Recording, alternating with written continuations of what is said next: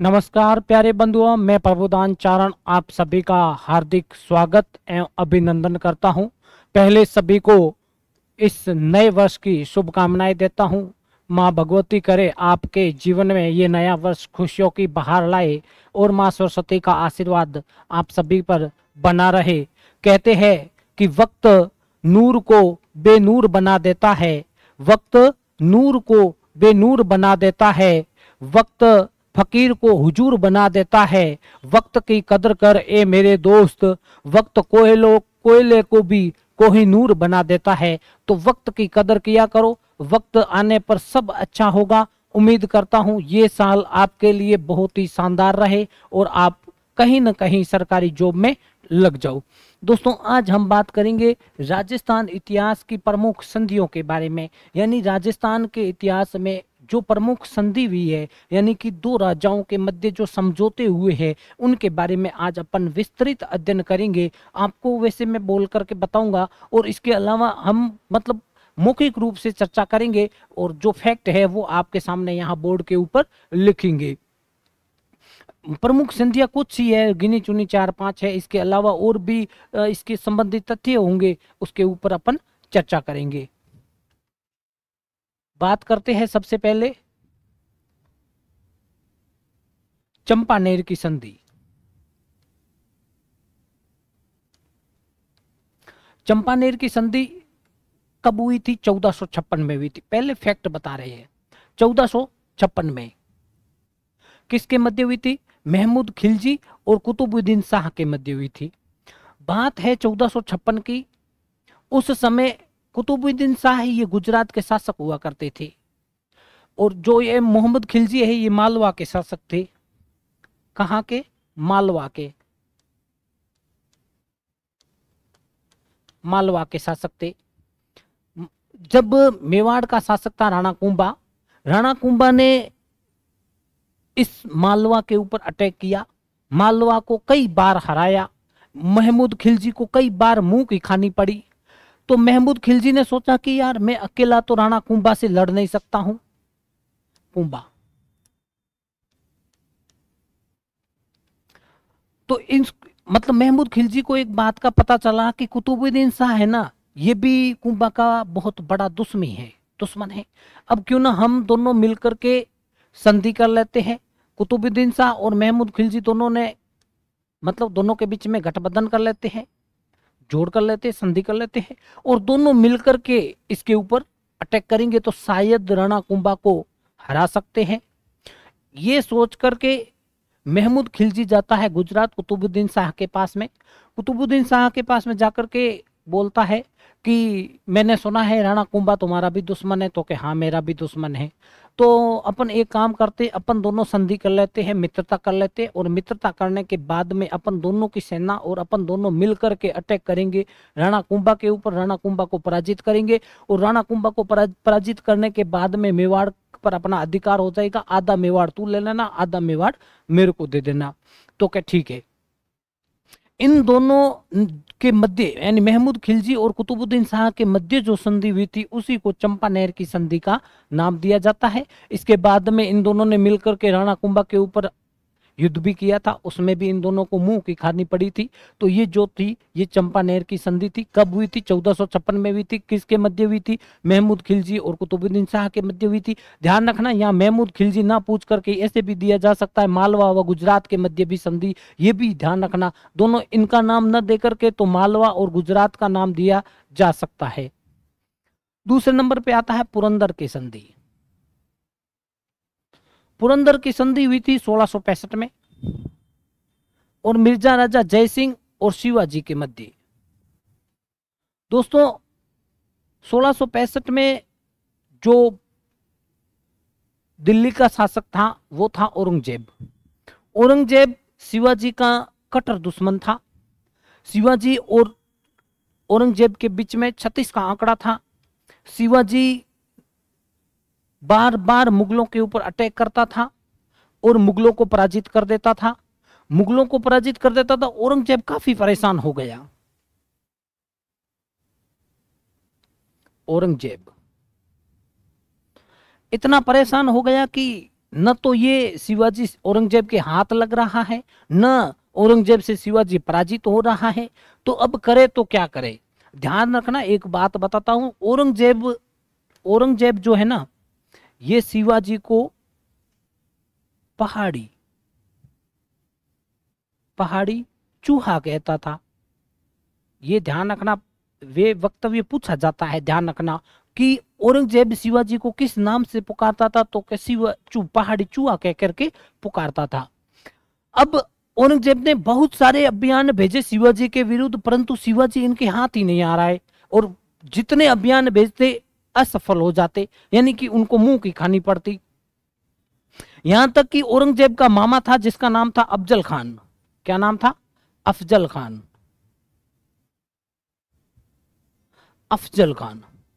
इसको भी ढेर कर दिया था शिवाजी ने। इसने काफी चालाकी दिखा करके मिलने के लिए शिवाजी को बोला कि हम दोनों मित्रता कर लेते, संधि कर लेते, आप हमसे एक बार मिलिए। तो ये मतलब इसके मन में था कि शिवाजी जैसे मेरे को मिलेंगे तो मैं उसको खत्म कर दूंगा। शिवाजी भी कम नहीं थे, शिवाजी ने बाघ नख पहन रखा था। जैसे ही मिला तो उनको पता तो चल गया था कि ये छल कपट कर रहा है, तो शिवाजी ने अपने बाघ नख से इस अफजल खान के पूरे जो अपने मारवाड़ी भाषा में कहते हैं ना, औतरडा 12 का दिन फेंक दिया था। तो मतलब इसको भी मार दिया। ये औरंगजेब का मामा था, ये बहुत ही ताकतवर इंसान था। अब औरंगजेब को पता था कि भाई अफजल खान जैसे को अगर ये शिवाजी मार सकता है तो और किसी के हाथ तो आ ही नहीं सकता है।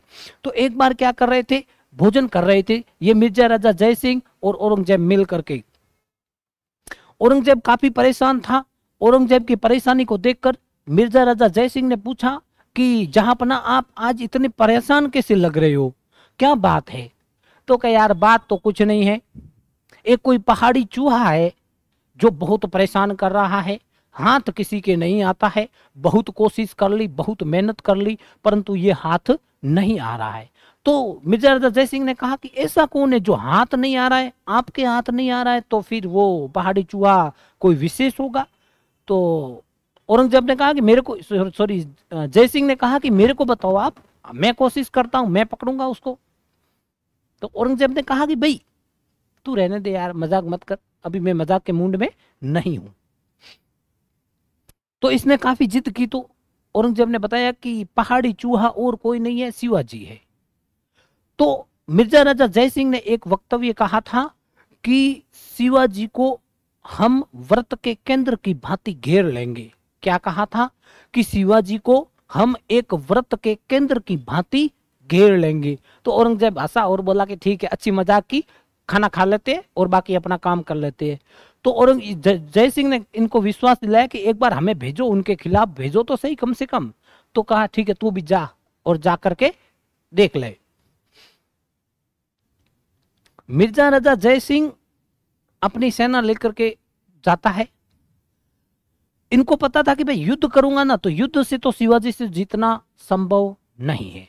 तो पहले मित्रता की कोशिश करते हैं। उसने, जो जय सिंह था, इसने शिवाजी के पास में संदेश भिजवाया कि भाई युद्ध तू करेगा, कुछ सैनिक तेरे भी मरेंगे, कुछ मेरे भी मरेंगे, तू भी राजपूत है, मैं भी राजपूत हूँ, अपन आपस में भाई है, एक काम करते अपन समझौता कर लेते, बैठ करके मित्रता कर लेते। मैं तेरे को तेरी प्रतिष्ठा का, तेरी मान सम्मान का और तेरी इज्जत का वचन देता हूं, तेरी मान सम्मान और प्रतिष्ठा में रत्ती भर भी कमी आने नहीं दूंगा, एक बार हमसे मिल तो सही कम से कम।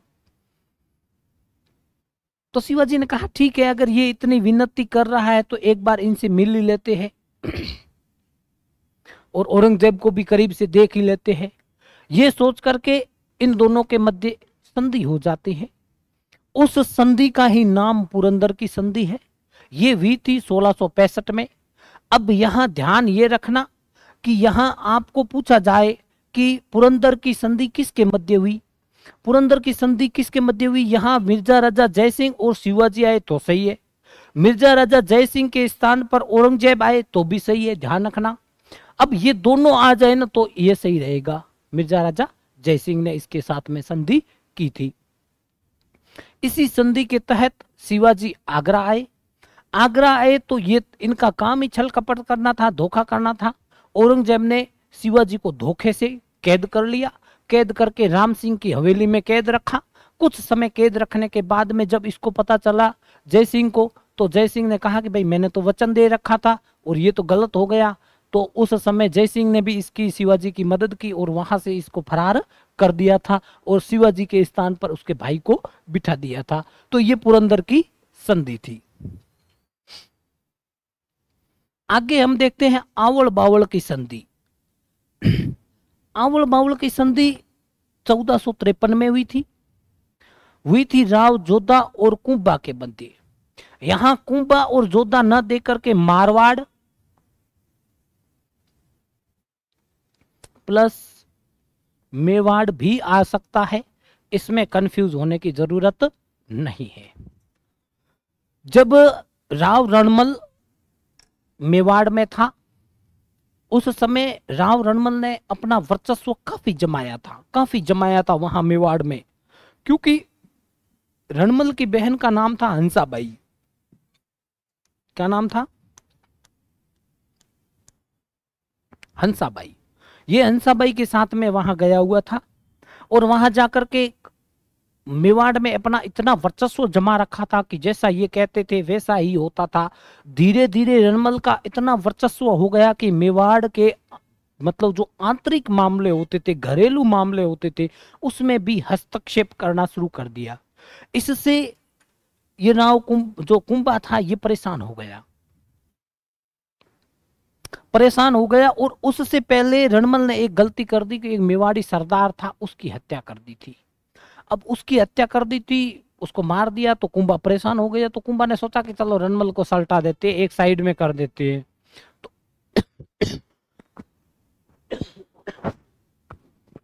ऐसे तो राणा कुंभा जो ये राव रणमल था ये मरने वाला है नहीं, कैसे मारा? तो क्या इसको धोखे से मारेंगे।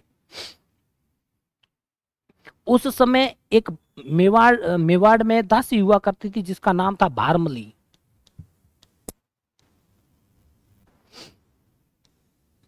इस भारमली को गोली दी। भारमली के और रणमल के इनके अच्छी मतलब मिलनसार थे, मतलब अच्छी बनती थी। तो भारमली को गोली दी कि भाई इसको सल्टाना है और तेरी मदद चाहिए। कुंभा ने कहा, तो भारमली ने कहा ठीक है सल्टा देंगे, आप टेंशन क्यों ले रहे हो। तो भारमली और मेवाड़ी सरदारों ने मिलकर के रणमल को सल्टा दिया वहीं पर। उस समय राव जोधा छोटा था, जोधा कहीं खेल रहा था पता नहीं। उस समय जो नगाड़ची हुआ करते थे, यानी जो नगाड़ा बजाने वाले होते थे, उन्होंने कहा था कि जोधा भाग सके तो भाग जा, थारो रणमल मारो जाए। क्या कहा? कि जोधा भाग सके तो भाग जा, थारो रणमल मारो जाए। ये सुनकर के राव जोधा वहां से भाग जाता है और भागकर ये सवाल पूछा जाता है कि मेवाड़ से भागकर राव जोधा कहाँ गया था। तो मेवाड़ से भागकर राव जोधा सबसे पहले गया, वो गांव था काहुनी। काहुनी गांव है बीकानेर में। कहाँ है? बीकानेर में।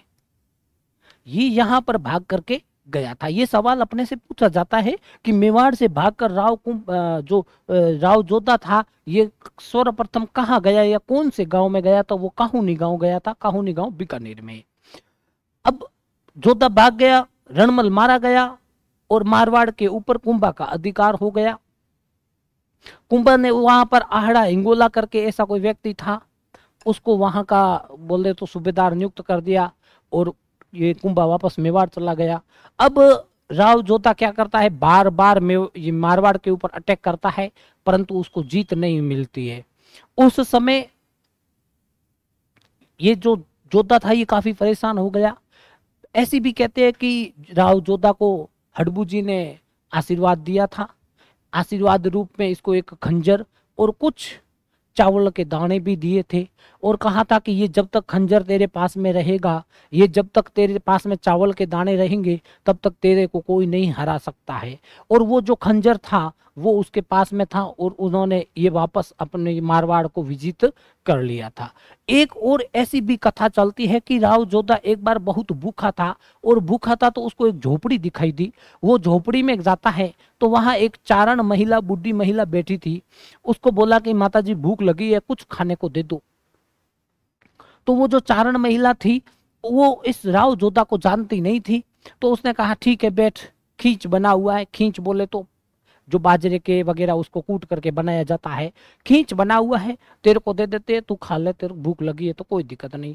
उस महिला ने थाली भर करके जोधा के आगे जैसे ही रखी, जोधा भूखा तो था, उसने हाथ डाल दिया थाली के बीचों बीच में, हाथ जल गया तो एकदम हाथ बाहर निकाला। तो वो चारण महिला जो सामने बैठी थी उसने कहा कि तू भी क्या राव जोधा की तरह कर रहा है, किनारे किनारे से खाना।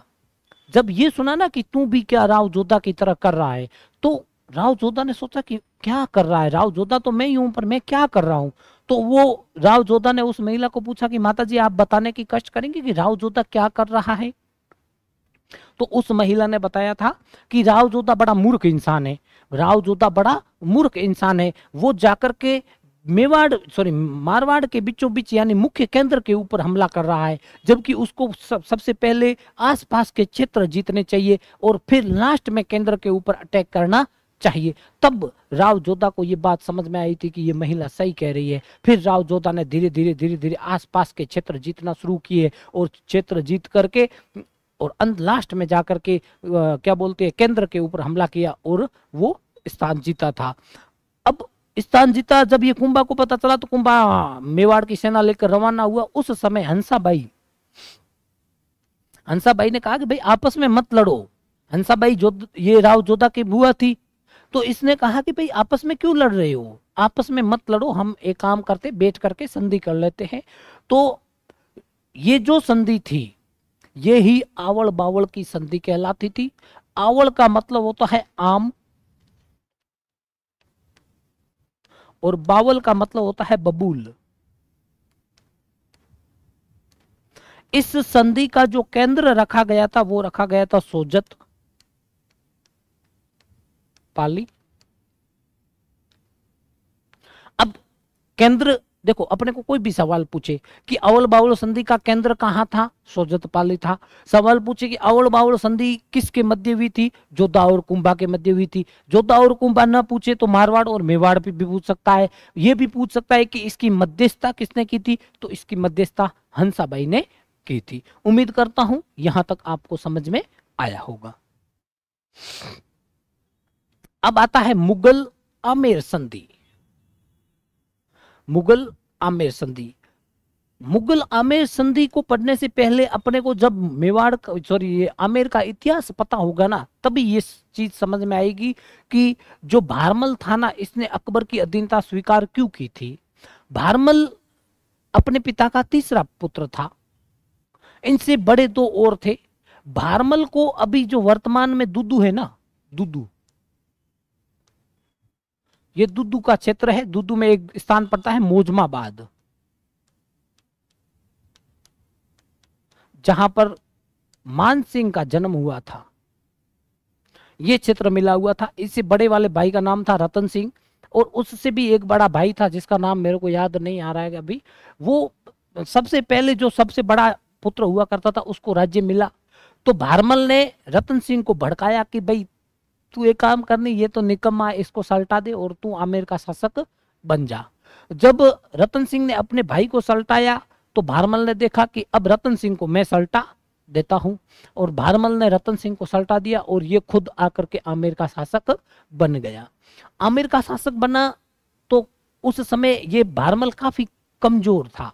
कमजोर था तो मतलब कमजोर ऐसे नहीं था, कमजोर ऐसे था कि इसके आसपास का जो क्षेत्र था वो रन था, एकदम खुला था। ये क्या करता था, आर्थिक रूप से और सैन्य रूप से इतना मजबूत नहीं था जो किसी भी बाहरी आक्रांता का सामना कर सकता था। तो क्या किया, भारमल ने सोचा कि मैं एक काम करता हूं, अभी इस समय भारत का महान शासक अगर कोई है तो वो अकबर है, और अकबर की अगर मैं छत्र छाया में चला जाता हूं तो फिर मुझे कहीं किसी का कोई डर नहीं है। तो एक बार अकबर से मिला। अकबर क्या होता था, ये ख्वाजा साहब के यहाँ जहारत मांगने के लिए आता था। अकबर लगभग 17 बार जिहारत करने यहाँ अजमेर आया था।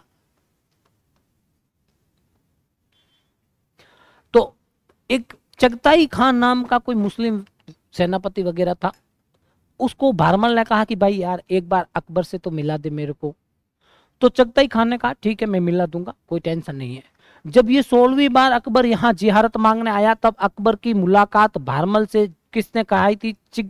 चगताई खान, चगताई खान। ये ध्यान रखना, सवाल पूछा जा सकता है ना। चगताई खान ने इन दोनों की मुलाकात करवाई। तो भारमल ने कहा कि जहांपना आपकी शरण में मैं हूं, मैं आपकी अधीनता स्वीकार करना चाहता हूं, जैसे तैसे वो मेरी रक्षा कीजिए। तो अकबर ने कहा ठीक है अभी तू रुक, मैं जा करके आ रहा हूं, फिर अपन बाद में देखेंगे। ये कह करके एक बार तो अकबर जिहारत मांग करके वापस चला गया आगरा। जब ये 17वीं बार यहाँ आया था, उस समय ये भारमल जाकर के उसके पैरों में ही गिर गया था, और पैरों में गिर करके बोला कि या तो आप मेरे को अपनी शरण में ले लो, नहीं तो मैं यहाँ से आपको जाने नहीं दूंगा। तो अकबर ने कहा ठीक है मैं तेरे को अपनी शरण में ले लेता हूं। तब भारमल ने कहा कि ऐसे मैं नहीं करूंगा। तो इसने कहा कि मेरी एक पुत्री है जिसका नाम है हरखाबाई, हरखाबाई, जिसको इतिहास में जोधाबाई भी कहते हैं। मेरी एक पुत्री है, उससे आपको विवाह करना पड़ेगा। तो अकबर ने कहा चलो ठीक है कोई दिक्कत ना, शादी कर लेते हैं। उस समय ये बात है 1562 की। अकबर ने इस हरखाबाई से विवाह कर लिया, और ये जो स्थान था, ये स्थान था सांबर। ध्यान रखना, अकबर और हरखाबाई का विवाह कहाँ हुआ था? सांबर में हुआ था। 1562 में हरखाबाई का विवाह भी कर दिया, अकबर की अधीनता भी स्वीकार कर ली। अब ये अकबर हरखाबाई को लेकर के वापस चला गया। पीछे से जब लोगों को इस बात का पता चला कि भारमल तो ऐसा है कि इन्होंने मुगलों के साथ में वैवाहिक संबंध बनाए हैं, मुगलों की अधीनता स्वीकार की है, तो आसपास के जितने भी शासक थे सब ने इनको ताना मारना शुरू कर दिया। अपनी मारवाड़ी भाषा में मेना देना शुरू कर दिया। ताना देते थे कि तू इतना कमजोर है, इतना गिरा हुआ इंसान है कि मुगलों के साथ में अपनी बेटी का विवाह कर लिया, मुगलों के साथ में वैवाहिक संबंध बना लिए, मुगलों की अधीनता स्वीकार कर ली, फलाना ढिंगड़ा पूछड़ा। आपको पता है ताने मिलते हैं ना, तब आप और हम बेरोजगार है, हम सबको पता है कि ताने कैसे सहे जाते हैं ना। तो भारमल ने सोचा कि अभी ये मेरे को इतने ताने दे रहे हैं ना, तो एक काम करता हूं, इन सबको मैं अकबर की अधीनता स्वीकार करवा देता हूं। अकबर बड़ा महत्वाकांक्षी शासक था। अकबर को इस बात का पता था कि जो ये राजस्थान के शासक है, या राजस्थान के जितने भी राजा है, ये बहुत ही बहादुर शासक है, ये अपनी वफादारी के लिए काफी प्रसिद्ध है। तो एक काम करता हूं, सबको अपने अधीन कर लेता हूं, फिर मेरे ये काम के ही है। भारमल ने जाकर के अकबर के कान भर दिए। अब अकबर ने कहा कि ठीक है भाई, तेरे को अगर कोई ये सब ताने मार रहे हैं ना, तो सबको मैं अधीनता स्वीकार करवा दूंगा, तू टेंशन मत ले, आज के बाद में तेरे को कोई ताने नहीं मारेंगे। तो ऐसा कहते हैं कि भारमल के दिमाग की उपज थी जो 1570 में नागौर दरबार लगा था। नागौर दरबार शुक्र तालाब के किनारे।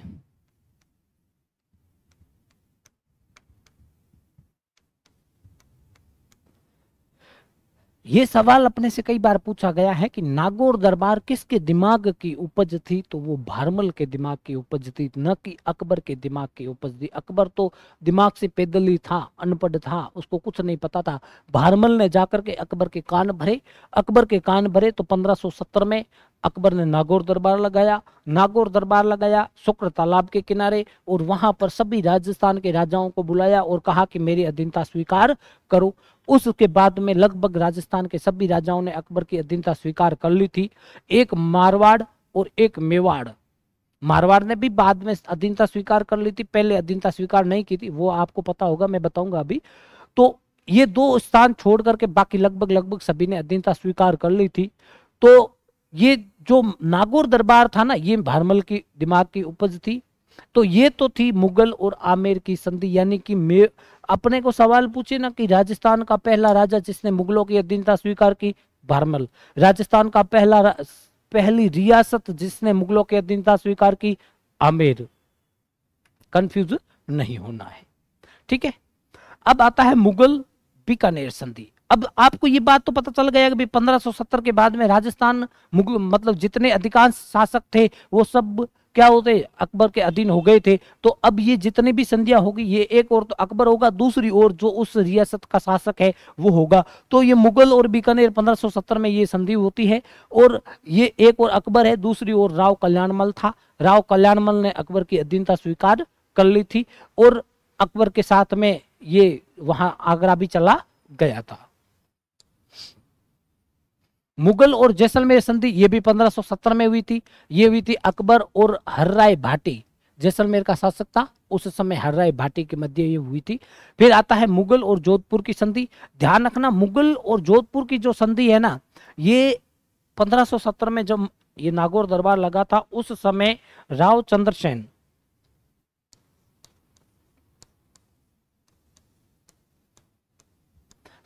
चंद्रसेन यहां नागौर दरबार में गया था। नागौर दरबार में जाने के बाद में उसने देखा कि यार यहाँ तो बड़ी बेइज्जती हो रही है, ना कोई बैठने का पता है, ना कोई उठने का पता है, ना कहीं मतलब छोटे बड़े की कद्र है।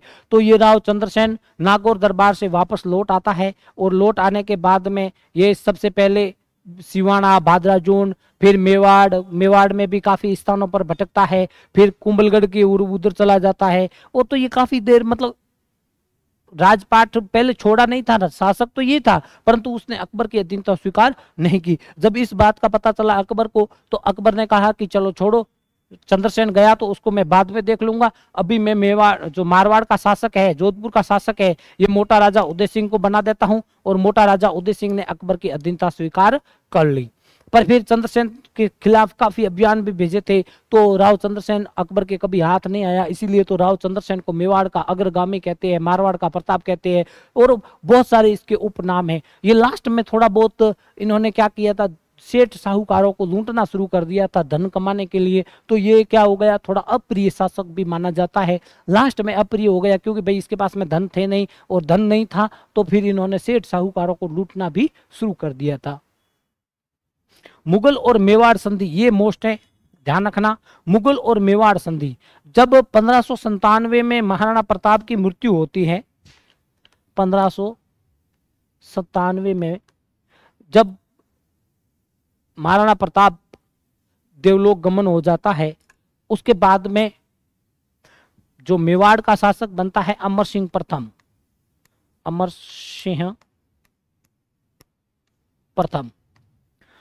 सिंह प्रथम पहले तो काफी मुगलों से संघर्ष जारी रखता है, और जब मुगलों से संघर्ष होता रहा, पिछले काफी सालों से भी होता रहा था, अब भी आगे संघर्ष हो रहा है, तो क्या हुआ कि मेवाड़ की आर्थिक स्थिति इतनी कमजोर हो गई थी जिसकी कोई हद नहीं थी।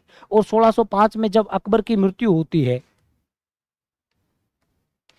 तो अकबर की मृत्यु के बाद में जो अगला दिल्ली का शासक बना था वो जहांगीर बना था। जहांगीर और ये अमर सिंह, इनके मध्य में भी काफी संघर्ष जारी रहा, परंतु आखिर में एक समय ऐसा आया, उस समय अमर सिंह को झुकना पड़ा।